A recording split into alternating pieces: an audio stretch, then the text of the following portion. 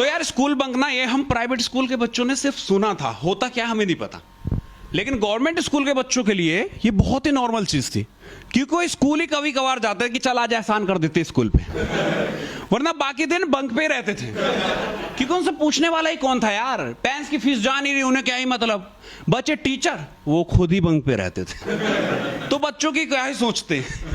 लेकिन हम private school के बच्चों के लिए बंक मारना तो छोड़ो यार, एक दिन बिना बता छुट्टी भी करते थे ना, तो घर पे स्कूल वाले ऐसे कॉल करते थे कि भाई साहब ये क्या पाप करवा दिया आपने, सॉरी पर अब आपका बच्चा आईएएस नहीं बन पाएगा। और हम छोटे से थे, हमें लगता था सच में यार कोई बहुत बड़ा पाप कर दिया हमने छुट्टी करके, तो बंक पे क्या ही जाते।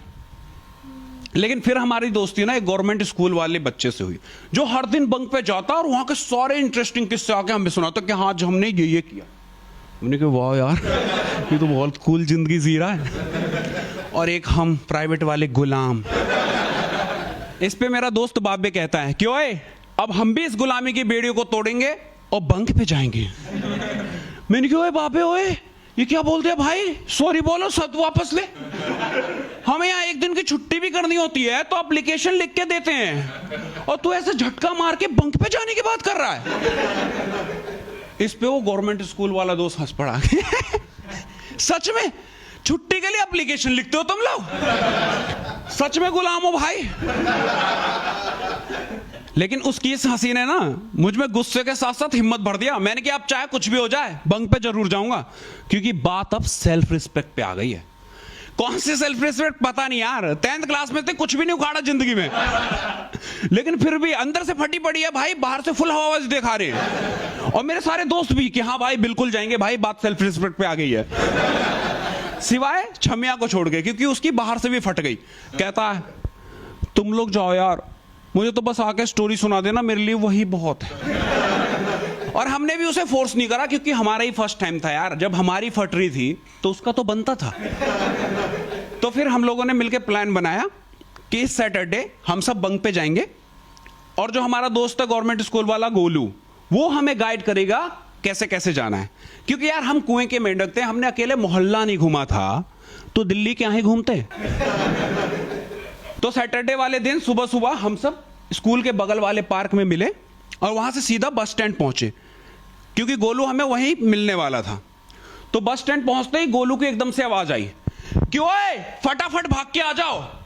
और वो तेज स्पीड में चलती हुई बस, जिसमें एक पैर रखने तक की जगह नहीं थी, उस पे एक हाथ से उसने रॉड पकड़ा और एक पैर रख के लटक गया।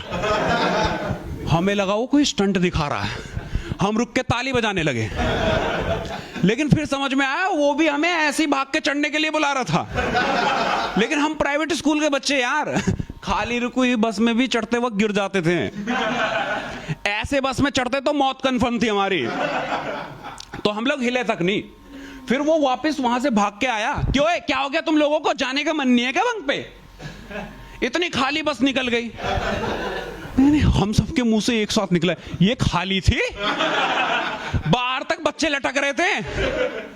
तो कहता अगर एक पैर रखने की भी जगह है ना तो उसे खाली ही कहते हैं। और ये बात वो रिलेट कर सकते हैं जो दिल्ली के बदरपुर और संगम विहार जैसे इलाके से ना लाजपत नगर के गवर्नमेंट स्कूल में पढ़ने जाते थे, जब ब्लू लाइन बस चलती थी, ऐसे बाहर तक लटक के जा रहे होते थे। क्योंकि यार ड्राइवर ना बस रोकता नहीं था, क्योंकि ये स्कूल के बच्चे उन्हें 1 रुपए तो देते नहीं थे, फुल स्टाफ चलाते थे। ऊपर से कोई कंडक्टर कुछ बोल देना तो बहुत बुरी तरह मारते थे उसको।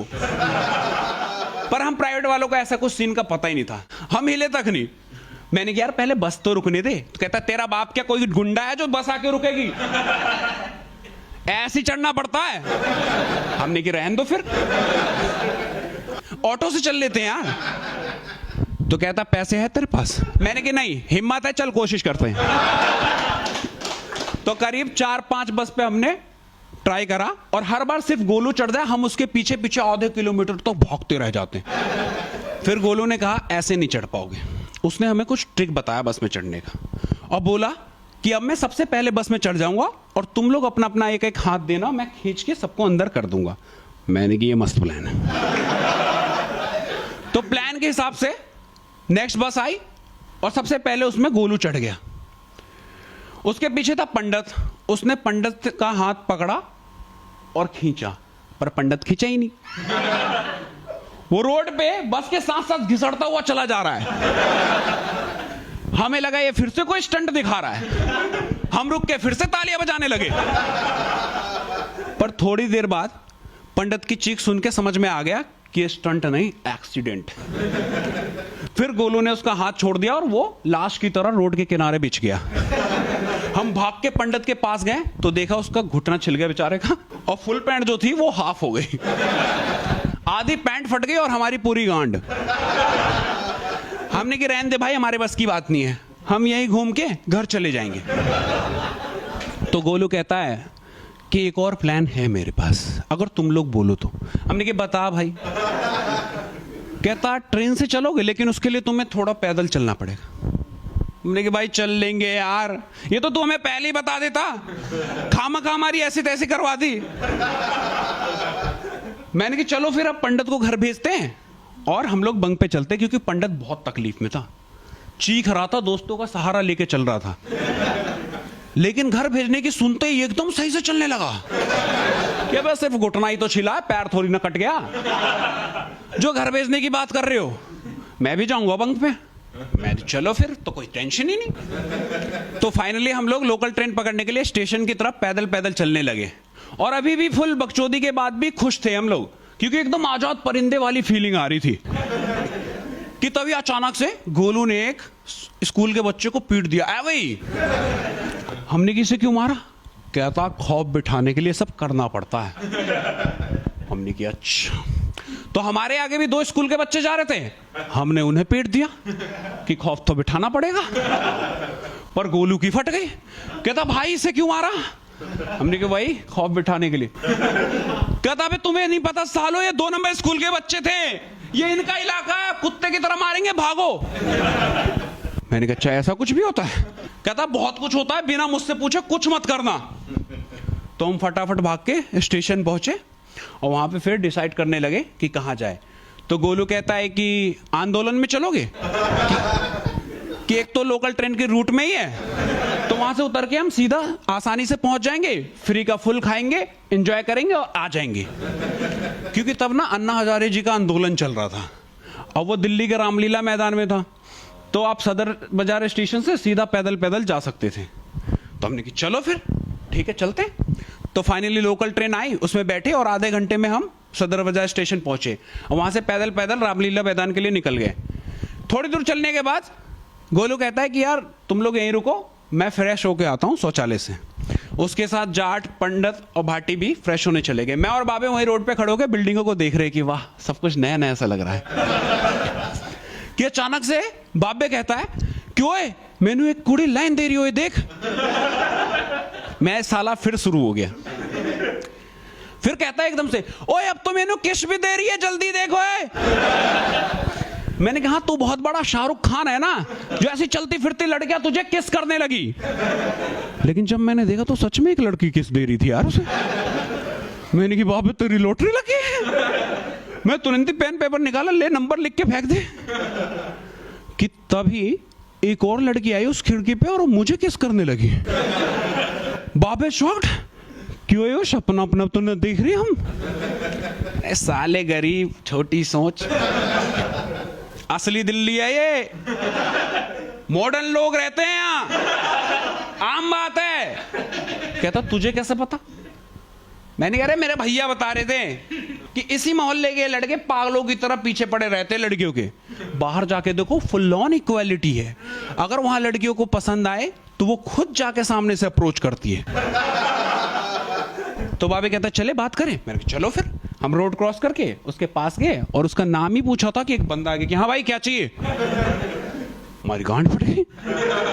हमने कहा भाई ये तो लड़की का कोई रिश्तेदार है, पिटे अब तो। हमने कहा कुछ नहीं भैया ऐसी। तो कहता लड़की से क्या बात कर रहे थे? हमने कहा भैया कुछ नहीं, वो खुद ही बुला रही थी। कहता हाँ तो बताना फिर कौन सी पसंद आई, मिलवा देता हूं। मैंने कहा भैया ने मॉडर्न बताया था, इतना भी नहीं बताया था। कि तभी गोलू वहां आ गया। क्यों है तुम लोगों को वहां रुकने के लिए बोला था ना, तो यहां क्या कर रहे हो? मैंने कहा गोलू चुप रहे, अबे लड़की सेट हो गई यार। गोलू कहता अबे साले तुझे नहीं पता है कौन सी जगह है? मैं कौन सी जगह? कहता जीबी रोड है। हमें पता ही नहीं कुछ, हमने कोई सा भी रूट, हमें क्या। मुझे लगा ये साला हमें डरा के खुद का कनेक्शन जोड़ने की सोच रहा है। कहता है साले समझ, यहां तमंचे पे डिस्को होता है। पर मुझे यकीन नहीं हो रहा था। मैंने कहा यार सच में वो सब तो छुपा के करने की चीजें ना, ऐसे खुलेआम कब से होने लगा। कहता है ऐसा ही है बस। और सच में यार वहां कोई भी जाए ना फर्स्ट टाइम यकीन नहीं कर पाएगा कि ऐसा कुछ होता है खुलेआम, क्योंकि सामने पुलिस चौकी है, नीचे फुल मार्केट लगी हुई है। पर हमें क्या करना था, हम फटाफट वहां से निकले और सीधा आंदोलन में पहुंचे, फ्री का फुल माल खाया और एग्जैक्ट टाइम पे अपने घर पहुंच गए। किसी को कुछ पता नहीं चला, हम फुल खुश, संडे एंजॉय करा। मंडे को बहुत सारी कहानी के साथ स्कूल पहुंचे तो वहां अलग ही बकचोदी चल रही है। टीचर ने हमें प्रेयर से ही बाहर निकाल दिया कि जाके वहां खड़े हो जाओ। गंदे बच्चे, और कोई कुछ नहीं बता रहा, सब एक एक करके आते कि अच्छा यही लोग है क्या, शेम ऑन यू पीपल, और चले जाते। पर हमें समझ में आ गया था कि बंक की सबको पता चल गई है। और ये तो होना ही था क्योंकि हमारे ग्रुप का जो ब्रेन था छमिया, हम उसके बिना बंक पे गए थे। तो हमसे दो गलती हो गई। फर्स्ट ये कि हमने जो बंक के लिए मीटिंग पॉइंट रखा था ना, वो स्कूल के बगल वाले पार्क में रखा था। तो कितने ही बच्चों ने हमें सुबह सुबह देख लिया था। और दूसरी गलती कि पूरा ग्रुप ही एक साथ गायब था, तो टीचर को अपने आप डाउट हो गया। उन्होंने बच्चों से पूछा कि ये लोग क्यों नहीं आए हैं, तो लड़कों ने तो कुछ नहीं बोला, लड़कियों ने बोल दिया कि सुबह सुबह तो मैम हमने इनको देखा था, ड्रेस में ही थे, अब आए क्यों नहीं पता नहीं। फिर तो अपने आप ही सब कुछ क्लियर हो गया। पर हम लोग बेशरम बच्चे थे ऐसे भी स्कूल के यार। हमें प्रिंसिपल पनिशमेंट देके गई कि धूप में खड़े रहोगे। हम वहां भी जमीन पे बैठ के और लकड़ी के टुकड़े से जीरो कट्टास खेल रहे हैं और आपस में लड़ रहे हैं कि मैं जीता तू हारा। कि तभी अचानक से प्रिंसिपल मैम, मेरी क्लास टीचर, पीटीआई सर और दो फालतू के टीचर गुस्से में हमारी तरफ आने लगे। हम उन्हें देख के तुरंत ही खड़े हो गए। तो आते ही प्रिंसिपल मैम कहती है कि कल तुम लोग कहां थे। पर हमने अभी भी हार नहीं माना था। हमने कि हम आज के जनरेशन के स्मार्ट बच्चे हैं, यूं फुद्दू बना देंगे इस पढ़ी लिखी प्रिंसिपल को। हमने कि मैम हम कल स्कूल ही आ रहे थे साथ में कि अचानक से एक पागल गाड़ी वाला आया और पंडित को उड़ा दिया। तो हम लोग इसको हॉस्पिटल लेके चले गए, इसलिए नहीं आ पाए मैम। और तब तक पहले पंडित बिल्कुल सही था, ये सुनते ही फुल ऑन उसकी ओवर एक्टिंग चालू। पेड़ पकड़ रहा है कि बहुत दर्द है, बैठ ही जाता हूं। पर मैम गुस्से में थी, कहती है चल चोट दिखा। तो धीरे धीरे पैंट को ऐसे ऊपर कर रहा है और घुटने पे लाके रोक दिया कि अब नहीं हो पाएगा। पर पीटीआई ने गुस्से में एकदम से उसका पैंट ऊपर खींच दिया, तो देखा कि घुटने पे जरा सा खरोंच। मैडम कहती है अच्छा इस चोट के लिए तुम सब इसको हॉस्पिटल लेके गए थे। इस पे हमने कि मैम इसे देख के जज मत करो, गुम चोट लगी थी, डॉक्टर कह रहा था सही टाइम पे ले आए वरना पैर काटना पड़ता। ये सुनते ही पंडित हमारे पैरों पे गिर गया कि तुम लोग भगवान हो यार। हमने कहा ठीक है फुल ऑन ओवर एक्टिंग कर रहे हैं। और हमारी नौटंकी देख के पीटे गुस्से में आ गया कि ओए क्या नौटंकी है सब है, तुम लोगों को क्या हमारे माथे पे सी लिखा नजर आ रहा है। इस पे हम सब ने एक साथ उनके माथे को देखा और बोला कि सर अब तो मिट गया। अब सबके सब गुस्से में आ गए। प्रिंसिपल ने कहा फटाफट इन लोगों के पेरेंट्स को बुलाओ, ये नहीं सुधरने वाले। ये सुनते हैं हम प्रिंसिपल के पैरों पे गिर गए कि मैम ऐसा अनर्थ मत करो। पर पत्थर दिल प्रिंसिपल ने पेरेंट्स को बुला लिया। मम्मी आते ही मुझे देख के खूब तेज तेज रोने लगी। मैंने कहा मम्मी सॉरी प्लीज मत रो, अब नहीं जाऊंगा बंक पे। कहती नहीं देख तेरे को कितनी धूप में खड़ा रखा है, पूरा मुंह काला पड़ गया। मैंने कहा अच्छा इसलिए रो रही हो। माँ बहुत स्वीट होती है यार। फिर हमारे प्रिंसिपल ने लास्ट वार्निंग दी कि अगर नेक्स्ट टाइम से कुछ ऐसा हुआ ना, तुम लोगों को स्कूल से निकाल दिया जाएगा। Thank you guys.